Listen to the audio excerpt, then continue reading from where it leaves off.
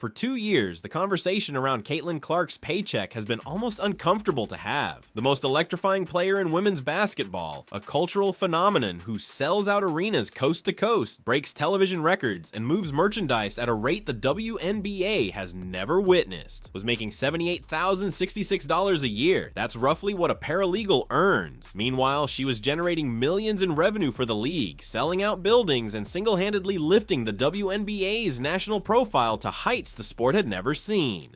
That absurdity ends now. After weeks of negotiations, the WNBA and WNBPA reached a verbal agreement on a new collective bargaining agreement in the early hours of Wednesday morning. The 2026 season will proceed as scheduled, with training camp opening April 19th and the regular season tipping off May 8th. And with that deal comes a financial revolution, one that Clark sits at the very center of. Let's start with the headline figure because it deserves to be stated plainly. The new CBA will allow Clark to make $530,000 in 2026, a massive jump compared to the $78,066 she made in 2025. That's nearly a 580% raise in a single offseason, and it's just the beginning of what's coming her way. The mechanism driving this leap is a revamped rookie wage scale embedded in the new agreement. Under the old CBA, players on rookie contracts were locked into a rigid pay structure regardless of how dominant they were. The market could see your worth, your jersey sales, your ticket revenue, your TV ratings, but the contract couldn't reflect it. Clark was the living, breathing proof of how broken that system was. Now the system has been rebuilt around reality. Beyond the immediate salary bump, the most significant long-term development for Clark is a brand new mechanism called EPIC, exceptional performance on initial contract. The provision allows all WNBA first and second team players who are still on rookie contracts to become eligible to sign a maximum contract in their 4th year, a year earlier than previously expected. Under the old agreement, there was no shortcut to the top. Every player, regardless of stardom, had to wait out the same 4-year rookie deal before unlocking max money.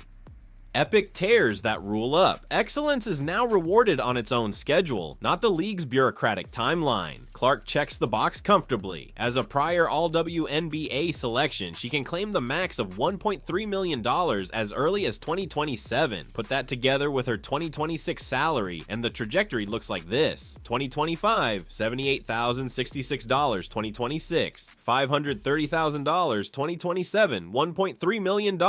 Max eligible. 2028, plus supermax territory. The supermax starts at $1.4 million in 2026 for players currently eligible, like Aja Wilson, and is projected to grow to approximately $1.7 million by 2028, which is when Clark becomes eligible to sign one. In 3 seasons, Clark goes from earning less than the average teacher to being one of the highest paid players in the history of the league. That's not hyperbole, that's the math. To appreciate how significant this moment is, it helps to sit with the old reality for a second.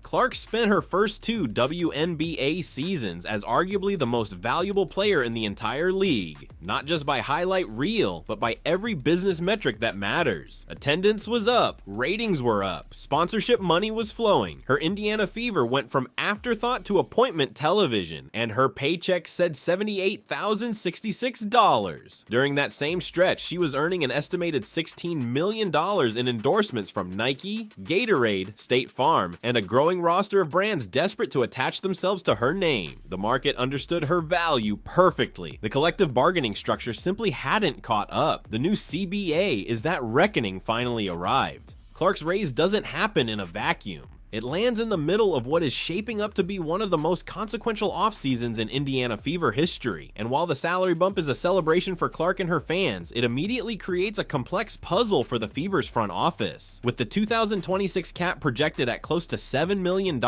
if the Fever were to bring Kelsey Mitchell back and increase Aaliyah Boston's deal, that trio alone would eat up close to half of the cap. And that's with Clark's salary set to more than double again next season. Boston is the other major piece of this equation. Like Clark, she benefits from EPIC. Boston becomes max eligible in 2026, a year earlier than previously expected. That means Indiana could be looking at 2 superstar level salaries on the books simultaneously, with a third, Mitchell, a free agent and a core piece of the Fever's success, also needing to be re-signed. Sophie Cunningham and Lexi Hull are also free agents, with Hull being restricted, meaning the Fever can match any offer she receives. If you add those two to the Clark-Boston-Mitchell trio and they receive any type of raise above the average salary, Indiana would be in the ballpark of having only a couple million left to fill out the remaining roster spots. It's a genuinely thorny situation. The Fever have championship aspirations, and their core is one of the most exciting in the league. But the new financial landscape that benefits their stars is the same one that makes keeping everyone together a serious challenge.